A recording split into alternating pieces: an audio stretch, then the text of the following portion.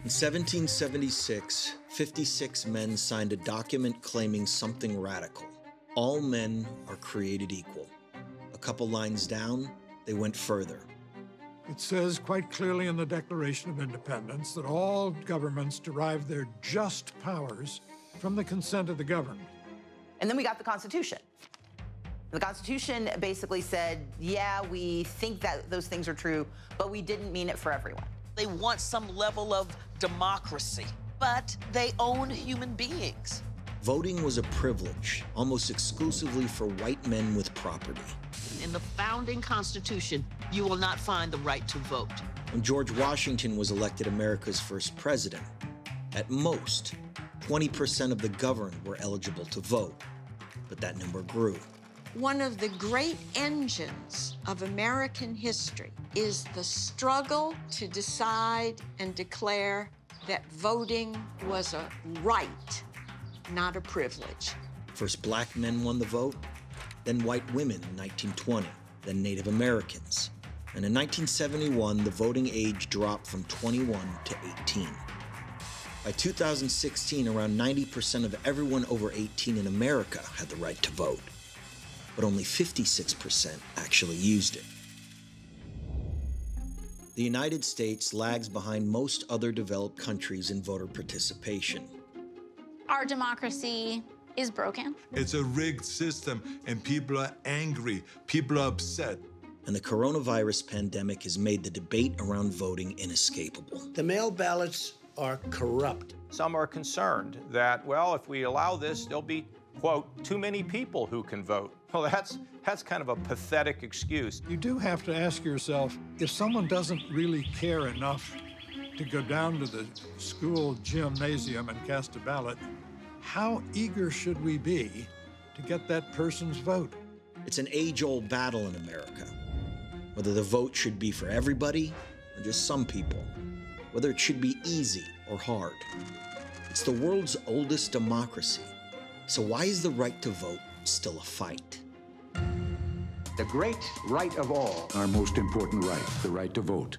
I'm so grateful to exercise my right as a voter again. We're willing to be beaten for democracy. You beat people bloody in order that they will not have the privilege to vote. Some people gave more than a little blood. Some gave their very lives. I don't want everybody to vote, so our leverage in the elections quite candidly goes up as the voting populace goes down. Don't move. Vote. This right to vote is the basic right, without which all others are meaningless.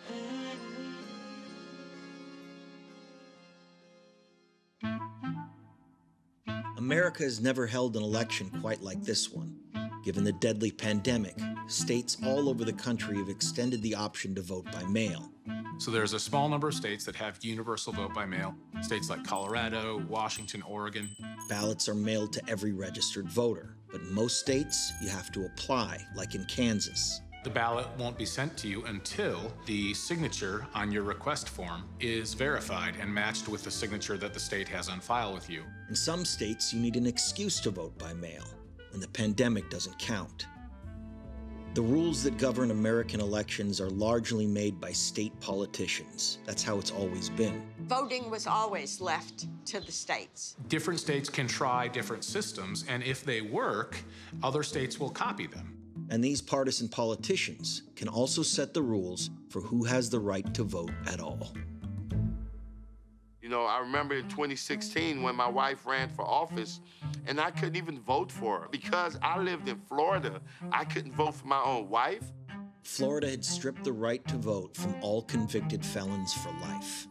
But from 2007 to 2011, 155,000 of them got it back from then Republican Governor Charlie Crist through a nearly automatic process. Then Rick Scott became governor. I would never forget when the governor at the time, Rick Scott, rolled back the clemency policies from the previous administration.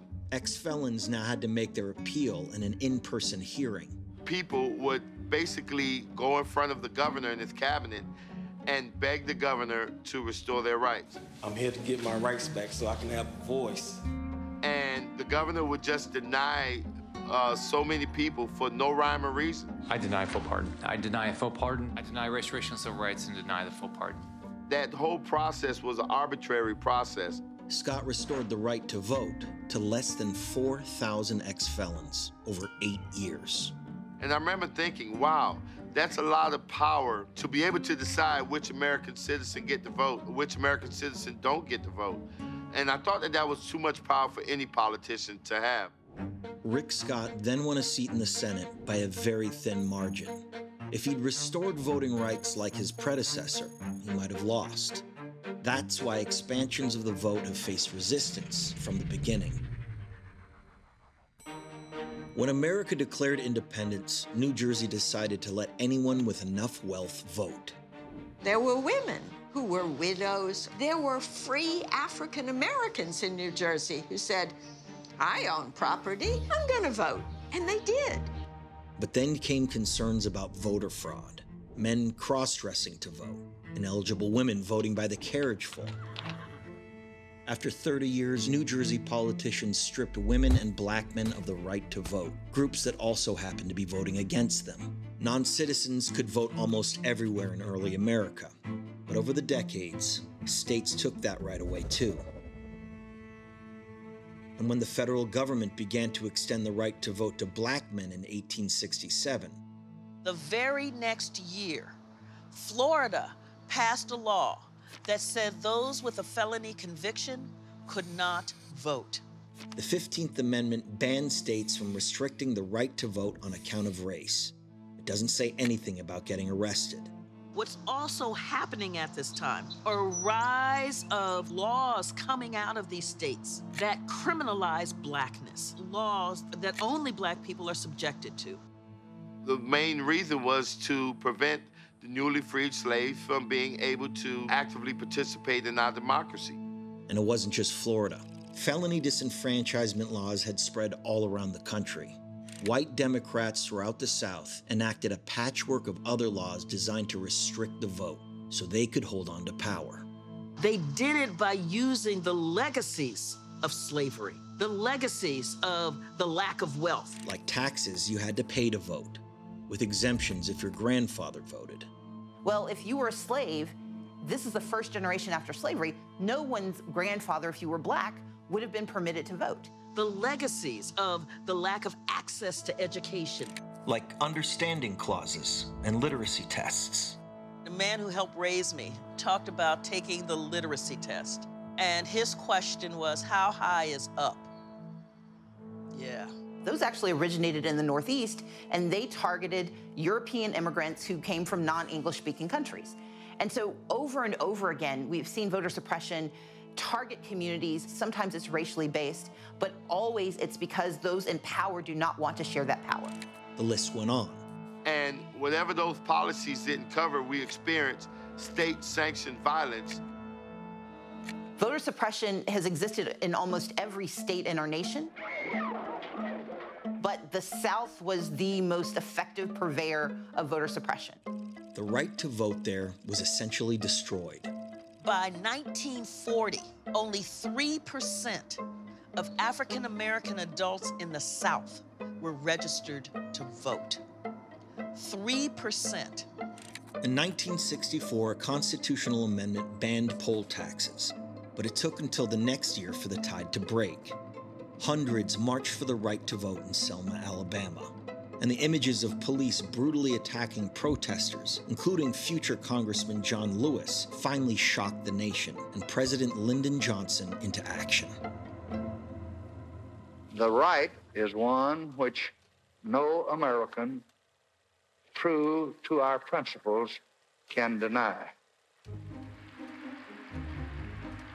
With the passage of the Voting Rights Act in 1965, the United States finally became, in the full sense of the word, a democracy. All these racist tactics became illegal. And crucially, states that had disenfranchised the most citizens now had to get pre-clearance from the federal government if they wanted to make voting harder. The system worked, and it changed American politics forever. Starting in 1965, after the Voting Rights Act, we saw the emergence of basically a bipartisan consensus to make voting easier. Every time the Voting Rights Act was set to expire, the government reauthorized it. As long as I'm in a position to uphold the Constitution, no barrier will come between our citizens and the voting booth. By reauthorizing this act, Congress has reaffirmed its belief that all men are created equal. And there were new ideas to make voting easier, like making registration simpler. In this country, we don't have a person to waste. Letting people vote before Election Day. They're voting for president today under the state's new early voting program. And expanding voting by mail. Everyone eligible to vote in this election, 1.4 million people, received mail-in ballots. Georgia actually has one of the most expansive standards for vote by mail, and it was passed by Republicans when they took control in 2005. And in 2008, if there is anyone out there who still questions the power of our democracy, tonight is your answer. Record numbers of people who had been historically locked out of voting elected the nation's first black president. After President Obama got elected in 2008, that's where this bipartisan consensus kind of broke apart. Obama and the Democratic Party had captured the growing diversity of America. Republicans hadn't. Democrats in the South had been incentivized to suppress the vote. Now, Republicans were. And in 2013, the Supreme Court made that a lot easier.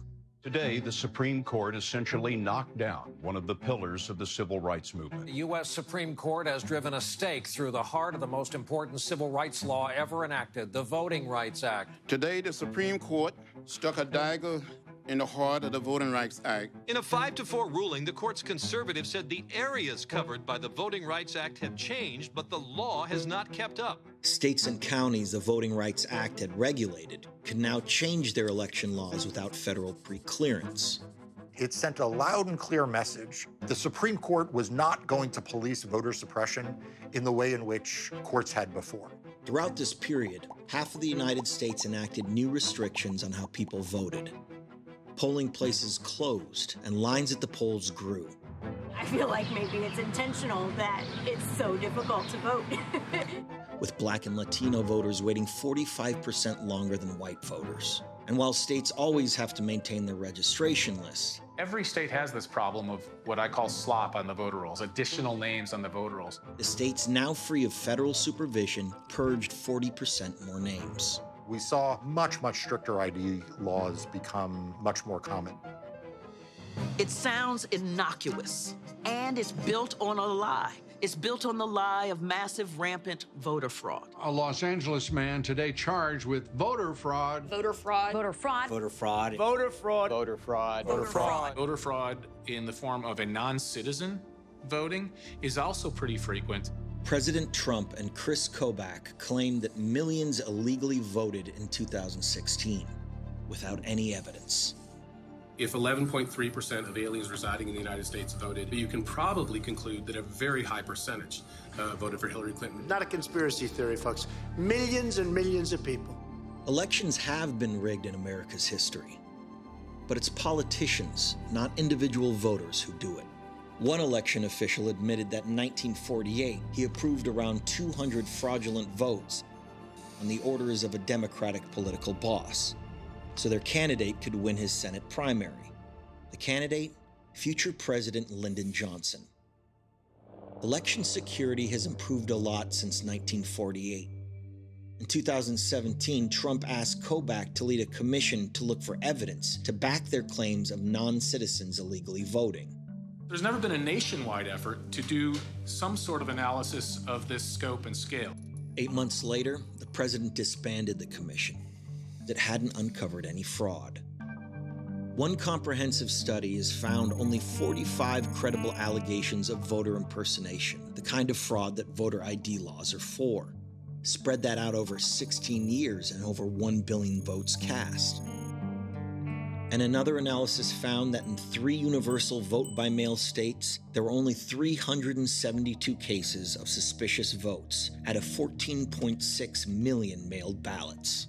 The evidence of voter fraud is scant to vanishing. It's a minor problem in the United States, if a problem at all.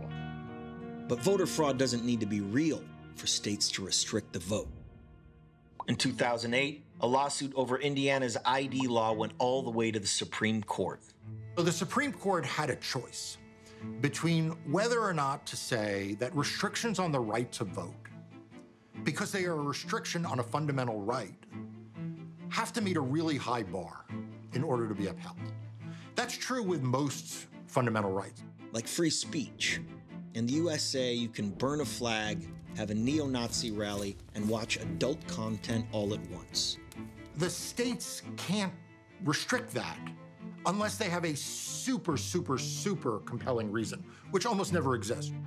Instead, the Supreme Court adopted this balancing test of, well, you know, what's the state's interest in preventing fraud, even if there's no history of fraud? Frankly, the state of Indiana doesn't have to prove that voter impersonation or any particular type of fraud occurs frequently in order to legally justify the photo ID law that Indiana had. It's also hard to prove whether any one of these rules has swung an election. People are always looking for the one thing that causes voters not to vote. Voter suppression laws work in tandem with one another. Oftentimes these things come in pairs or they come in groups of 3 or 4. And it is the cumulative effect of each of these individual provisions that has a suppressive effect on voting. I ran against the Secretary of State. Brian Kemp, who is both the candidate and in charge of the election. Under Secretary Kemp, more people have lost the right to vote in the state of Georgia. He purged 1.4 million voters, including nearly 500,000 people who should not have been removed from the rolls.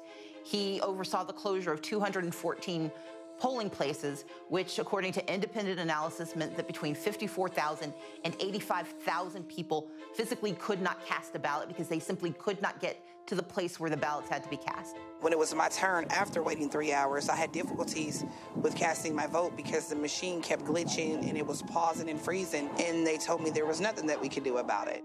Under Georgia's exact match law, a registration with a slight spelling mismatch to government records, like a shortened name or missing accent, could be put on hold, and that happened to 53,000 people. 80% of those people were people of color, 70% of them were black.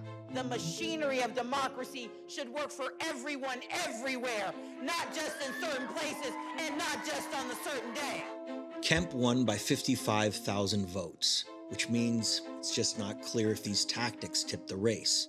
It'll forever be a question. And while we can't know the full impact of these policies around the country, we do know that the pandemic is making this problem so much worse. Obviously, this is an enormous problem, an unprecedented problem. It will drive the country toward early voting, toward absentee voting, and toward voting by mail. But some states don't have early voting. Rules around mail-in voting, remember, are all over the place. And the huge influx of mail ballots are more likely to be rejected, especially if you're young. If you vote by mail, you have a 1 to 2% chance that your ballot won't count. But when you dig into that data further, what you find out is that not everyone's ballot has an equal chance of being rejected. Florida rejected less than 1% of mailed ballots in 2018 for voters over 65. But when you looked at the other end of the age spectrum, at voters 18 to 21, they had a 5.4% rejection rate. The most common reasons for rejection: the voter didn't sign where they needed to, or their signature didn't match the one on file, or the ballot didn't make it back to election officials on time. And all this is getting much worse in 2020. NPR analyzed primary election data. It found at least 550,000 mail ballots were rejected, most of them from first-time absentee voters. And the U.S. Postal Service, something we all rely on, is the center of a bitter battle. President Trump doubling down on his opposition to giving $25 billion in needed funding to the U.S. Postal Service. They need that money in order to have the post office work. In order to block expanded mail-in voting for November's election because he believes it will benefit Democrats. If you are voting by mail, you're probably going to need some stamps, and make absolutely sure you're following the instructions. Remember to sign in the right spot. Get your vote in early, and if you're worried, avoid the mail. Most states have drop-off options. I didn't put mine in the mail because I have concerns about the U.S. Postal Service right now. All those extra mail ballots mean we can't expect results on election night. It might be election week or month. The lawsuits are already mounting, fighting over whose votes should get counted. And for some people, they're still fighting for the right to vote at all.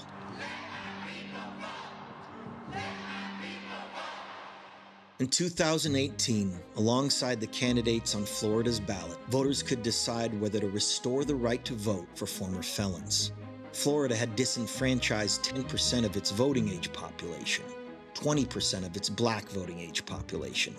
How long did I have to endure this? How long do people like me have to wait to be able to vote again? It took building a movement.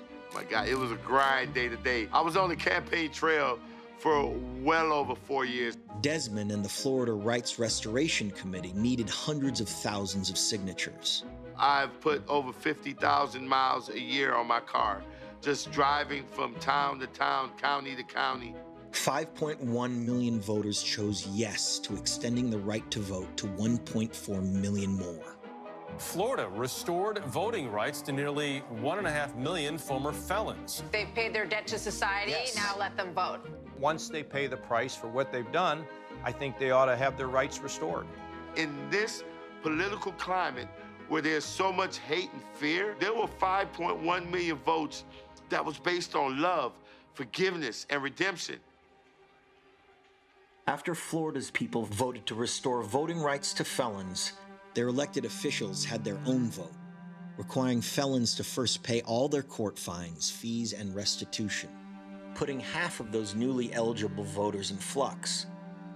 The new Republican governor, Ron DeSantis, who had won by only 30,000 votes, cheered and called voting a privilege. Floridians overwhelmingly voted to enfranchise felons. If people are still putting impediments in the way of the right to vote by these felons, shame on them, and it's up to the courts of Florida to make them stop. The Supreme Court refused to intervene. In dissent, Justice Sotomayor wrote, "The court's inaction continues a trend of condoning disenfranchisement." I think the big question facing our democracy right now is whether the right to vote is slipping back. America is the world's oldest democracy. We still carry the weight of that old age. If we really wanted everyone to vote, we could learn from those countries where more people do vote.